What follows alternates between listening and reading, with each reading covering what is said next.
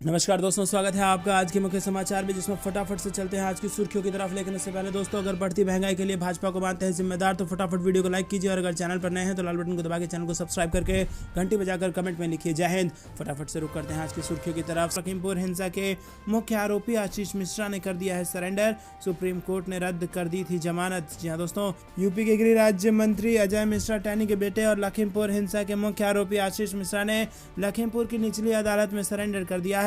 Lakhimpur police ने surrender करने के बाद आशीष मिश्रा को जेल भेज दिया है। आशीष मिश्रा को इलाहाबाद हाईकोर्ट ने जमानत दे दी थी। आशीष मिश्रा को मिली जमानत के बाद मामला सुप्रीम कोर्ट पहुंच गया था। रुक करते हैं अगली बड़ी खबर की तरफ। हनुमान चालीसा विवाद में सांसद नवनीत राणा और उनके पति को झटका। कोर्ट ने दोनों को 6 मई तक भेजा जेल। जी हाँ दोस्तों, दरअसल दोस्तों, महाराष्ट्र के मुख्यमंत्री उद्धव ठाकरे के आवास के बाहर हनुमान चालीसा का पाठ करने की धमकी देने वाली अमरावती की सांसद नवनीत राणा और उनके विधायक पति रवि राणा को कोर्ट से झटका लगा है। बांद्रा कोर्ट ने दोनों को 14 दिन की न्यायिक हिरासत में भेज दिया है। दोनों अब 6 मई तक जेल में रहेंगे। हालांकि इस बीच 29 अप्रैल को दोनों की जमानत पर सुनवाई होगी। दोनों को शनिवार को मुंबई पुलिस ने उस समय गिरफ्तार किया था जब वो अपने ऐलान के अनुसार मुंबई में अजान के विरोध में सीएम उद्धव ठाकरे के आवास मातोश्री के बाहर हनुमान चालीसा का पाठ करने के लिए निकले थे। और दोस्तों, आपको बता दें कि नवनीत राणा और रवि राणा ने सीएम ठाकरे के आवास के बाहर 23 अप्रैल को हनुमान चालीसा पढ़ने की चेतावनी दी थी। रुक करते हैं अगली बड़ी खबर की तरफ। कमलनाथ का बड़ा बयान, बोले बीजेपी के विधायक मेरे संपर्क में हैं। समान नागरिक संहिता को बताया देश की संस्कृति के खिलाफ। जी हां दोस्तों, मध्य प्रदेश में विधानसभा चुनाव 2023 को लेकर राजनीतिक पार्टियों के बीच जुबानी जंग तेज हो गई है। कमलनाथ ने कहा कि बीजेपी के कई विधायक मेरे संपर्क में हैं। समान नागरिक संहिता को लेकर कहा कि यह देश की संस्कृति के खिलाफ है। वहीं बीजेपी ने कांग्रेस को डूबता जहाज बताया है। शिवराज सरकार के मंत्री भूपेंद्र सिंह के बयान पर पूर्व मुख्यमंत्री और कांग्रेस प्रदेश अध्यक्ष कमलनाथ ने शनिवार को पलटवार किया है। कमलनाथ ने कहा कि उनके संपर्क में कई बीजेपी विधायक हैं। बता दें, एक दिन पहले भाजपा सरकार के मंत्री भूपेंद्र सिंह कांग्रेस के विधायकों के संपर्क में होने की बात उन्होंने कही थी और इस पर कमलनाथ ने बीजेपी के विधायकों के उनके संपर्क में होने का दावा किया है। वहीं अमित शाह के भोपाल में समान नागरिक संहिता के जल्द देश में लागू होने के संकेत देने के सवाल पर कमलनाथ ने कहा कि वो अब जब लाएंगे तब हम देखेंगे और ये सब राजनीति हमारे देश की संस्कृति के खिलाफ है। दोस्तों, रुक करते हैं अगली बड़ी खबर की तरफ। रोशन लाल वर्मा के घर पर बुलडोजर चलाने का मामला, अवैध निर्माण तोड़ने की जांच करेगी सपा की टीम। अखिलेश यादव ने लिया संज्ञान। जी हां दोस्तों, शाहजहांपुर में पूर्व विधायक रोशन लाल वर्मा की पुत्रवधू रुचि वर्मा के भवन का कुछ हिस्सा तोड़े जाने की रिपोर्ट सपा हाईकमान तक पहुंचने के बाद राष्ट्रीय अध्यक्ष अखिलेश यादव ने संज्ञान लिया है। सपा मुखिया के निर्देश पर प्रदेश अध्यक्ष नरेश उत्तम पटेल ने 8 सदस्यीय प्रतिनिधि मंडल को जांच करने की जिम्मेदारी सौंपी है। पूर्व मंत्री हेमराज वर्मा के नेतृत्व में प्रतिनिधि मंडल 25 अप्रैल को जांच करने के बाद डीएम से मिलकर वार्ता करेगा।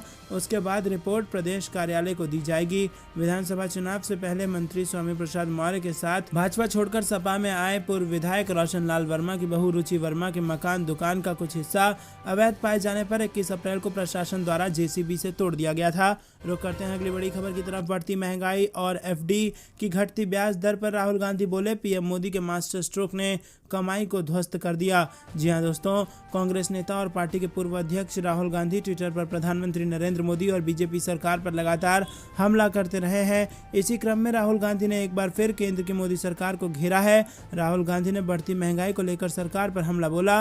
उन्होंने मुद्रास्फीति दर और घटते फिक्स्ड डिपॉजिट या एफडी ब्याज दर को बताते हुए कहा कि पीएम मोदी के मास्टर स्ट्रोक ने अपनी मेहनत की कमाई को ध्वस्त कर दिया है। दोस्तों, रुक करते हैं अगली बड़ी खबर की तरफ। महंगाई की एक और मार, 143 चीजों पर जीएसटी बढ़ाने की तैयारी। जानिए क्या क्या है लिस्ट में। जी हां दोस्तों, आपको बता दें कि वस्तु एवं सेवा कर यानी कि जीएसटी काउंसिल की मई में होने वाली बैठक से पहले सरकार ने राज्यों से जीएसटी के तहत आने वाली 143 वस्तुओं पर कर दर बढ़ाने को लेकर सुझाव मांगे हैं। सूत्रों के मुताबिक इन वस्तुओं में पापड़, गुड़, पावर बैंक, घड़ियां, सूटकेस, हैंडबैग, इत्र, टीवी और चॉकलेट्स, च्युइंगम, अखरोट, custard powder, non alcoholic drinks, washing बेसन और चश्मे के साथ चश्मे का फ्रेम, कपड़े और चमड़े से बने सामान शामिल हो सकते हैं। जानकारी के मुताबिक जिन 143 वस्तुओं के दर में बढ़ोतरी का प्रस्ताव दिया गया है उनमें 92% वस्तुओं को 18% से 28% टैक्स स्लैब में हस्तांतरित करने की बात कही गई है। रुक करते हैं अगली बड़ी खबर की तरफ। बीजेपी बेरोजगारी महंगाई से ध्यान भटकाना चाहती है। केशव के समान नागरिक संहिता के बयान पर बोले कांग्रेस प्रवक्ता। जी हाँ दोस्तों, उत्तर प्रदेश के पूर्ण बहुमत की सरकार बनने के बाद से बीजेपी की ओर से समान नागरिक संहिता कानून बनाने की मांग अब जोरों से उठने लगी है। प्रदेश सरकार के उप मुख्यमंत्री केशव प्रसाद मौर्य ने भी इसकी वकालत की है। उन्होंने अपने एक बयान में कहा कि सभी को इसका स्वागत करना चाहिए। प्रदेश सरकार इस दिशा में विचार कर रही है, तो वहीं कांग्रेस प्रवक्ता ने इसको लेकर बीजेपी पर जमकर निशाना साधा है। यूपी सरकार के उप मुख्यमंत्री केशव प्रसाद मौर्य ने समान नागरिक संहिता को लेकर कहा कि सभी को समान नागरिक संहिता की मांग और उसका स्वागत करना चाहिए। केशव प्रसाद मौर्य ने कहा कि ये बीजेपी के मुख्य वादों में से एक है और उत्तर प्रदेश सरकार भी इस दिशा में विचार कर रही है। साथ ही उन्होंने कहा कि हम इसके पक्ष में हैं और ये पूरी यूपी व देश की जनता के लिए ज़रूरी है।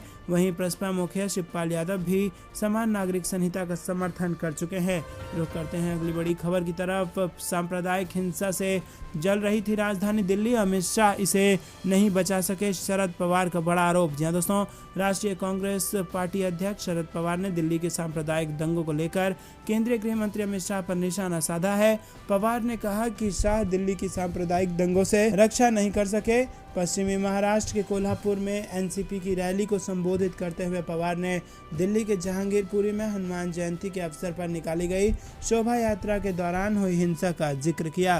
रुख करते हैं अगली बड़ी खबर की तरफ। गुजरात में बीजेपी ला रही योगी वाली बुलडोजर नीति, कांग्रेस ने राज्यों से की शिकायत। जी हाँ दोस्तों, कांग्रेस के एक प्रतिनिधि मंडल ने शनिवार को राजभवन में गुजरात के राज्यपाल आचार्य देवव्रत से मुलाकात की और उन तत्वों के खिलाफ कार्रवाई की मांग की जो सांप्रदायिक ध्रुवीकरण पैदा करने की कोशिश कर रहे हैं और असहमति की आवाज़ को दबाने के लिए सरकारी तंत्र का दुरुपयोग कर रहे हैं। कांग्रेस ने राज्य की भाजपा सरकार पर उत्तर प्रदेश में अपने समकक्ष की तरह बुलडोजर राजनीति करने का भी आरोप लगाया है। प्रतिनिधिमंडल में विपक्ष के नेता सुखराम राठवा और एआईसीसी गुजरात प्रभारी रघु शर्मा और कई विधायक और वरिष्ठ नेता शामिल थे। इन्होंने राज्यपाल को एक ज्ञापन सौंपा और सत्तारूढ़ भाजपा पर नफरत की राजनीति करने और असहमति की आवाज़ को दबाने के लिए सरकारी तंत्र का दुरुपयोग करने का आरोप लगाया। रुख करते हैं अगली बड़ी खबर। राजस्थान में चुनावी रणभूमि में उतरने के लिए तैयार कांग्रेस, 9 साल बाद चिंतन शिविर में हो सकती है राहुल गांधी की ताजपोशी। जी हाँ दोस्तों, आपको बता दें कि पिछले साल देश भर से सिमट चुकी कांग्रेस में अब नई जान फूंकने की कोशिशें की जा रही हैं। पार्टी को एक बार फिर एक्टिव मोड में लाने के लिए नया एक्शन प्लान तैयार कर लिया गया है। वर्ष 2014 के लोकसभा चुनाव में भाजपा के लिए जीत की रणनीति बनाने वालों में प्रशांत किशोर अब कांग्रेस के साथ आ गए हैं। प्रशांत किशोर ने कांग्रेस में जान फूंकने का नया एक्शन प्लान बना लिया है और इसे कांग्रेस अध्यक्ष सोनिया गांधी के सामने रखा भी जा चुका है। पिछले एक सप्ताह में 5 बार सोनिया गांधी के साथ महत्वपूर्ण बैठकें हो चुकी हैं और यह नया प्लान अब पार्टी के तमाम नेताओं के समक्ष प्रस्तुत किया जाएगा। रुक करते हैं अगली बड़ी खबर की तरफ। अमित शाह के भोपाल दौरे के दिन कांग्रेस की जन आक्रोश रैली, 40,000 की भीड़ जुटाने का किया दावा तो बीजेपी ने दिए मजे। जी दोस्तों, 22 अप्रैल को पूर्व मुख्यमंत्री व कांग्रेस नेता कमलनाथ की बड़ी रैली होने जा रही है और ये रैली 2023 की चुनावी शंखनाद का मध्य प्रदेश में आगाज भी माना जा रहा है। बता दें कि इसी दिन यानी शुक्रवार को केंद्रीय गृह मंत्री अमित शाह भी भोपाल आ रहे हैं और ऐसे में इसी दिन रैली करने को लेकर बीजेपी कांग्रेस पर तंज कस रही है। जन आक्रोश रैली में कांग्रेस ने 40,000 की संख्या में भीड़ जुटाने का दावा किया तो इसे भाजपा ने हास्यास्पद बता दिया। बीजेपी ने कहा कि कांग्रेस का सभा पंडाल ही 10,000 की क्षमता का है और इसमें भी कमलनाथ के आने की खबर मिलते ही कांग्रेस में इस्तीफों का दौर शुरू हो गया है। रुक करते हैं अगली बड़ी खबर की तरफ। राजस्थान के पायलट बनना चाहते हैं सचिन पायलट, सोनिया गांधी से मिलकर खुलकर कही ये बात। जी हाँ दोस्तों, राजस्थान कांग्रेस के नेता सचिन पायलट ने सोनिया गांधी से मुलाकात की और कुछ मीडिया रिपोर्ट्स में कहा जा रहा है कि सचिन पायलट ने राजस्थान का सीएम बनने की इच्छा जताई है। सूत्रों के हवाले से कहा जा रहा है कि पायलट और सोनिया गांधी की इस मुलाकात में भविष्य में राज्य में पार्टी के अंदर सचिन पायलट की भूमिका क्या होगी, इस पर भी चर्चा हुई है, खासकर तब जब कांग्रेस अगले साल होने वाले विधानसभा चुनाव की तैयारी कर रही है। रुक करते हैं अगली बड़ी खबर की तरफ। बीजेपी की कोई नई उपलब्धि नहीं, इस बार बनेगी कांग्रेस की सरकार, प्रतिभा सिंह का बड़ा दावा। जी हाँ दोस्तों, नगर निगम शिमला के चुनाव हिमाचल की सत्ता की कुर्सी का सेमीफाइनल माना जा जा रहा है और ऐसे में एक और बीजेपी जहां नगर निगम व विधानसभा चुनावों में रिपीट का दावा कर रही है, तो वहीं दूसरी ओर कांग्रेस का आरोप है कि 5 साल बीजेपी एक भी नया काम नहीं कर पाई, जिसके बाद लोग इन्हें सत्ता से बाहर का रास्ता दिखाने वाले हैं। वहीं मंडी संसदीय क्षेत्र से कांग्रेस सांसद प्रतिभा सिंह ने शिमला में कहा कि बीजेपी की सरकार ने वीरभद्र सरकार में शुरू किए कार्यों के ही फीते काटे हैं। दोस्तों ये थी दिन भर कुछ बेहतरीन और बड़ी खबरें। तक बने रहने के लिए बहुत बहुत धन्यवाद। देख रहे थे आपका अपना चैनल। जय हिंद, जय भारत।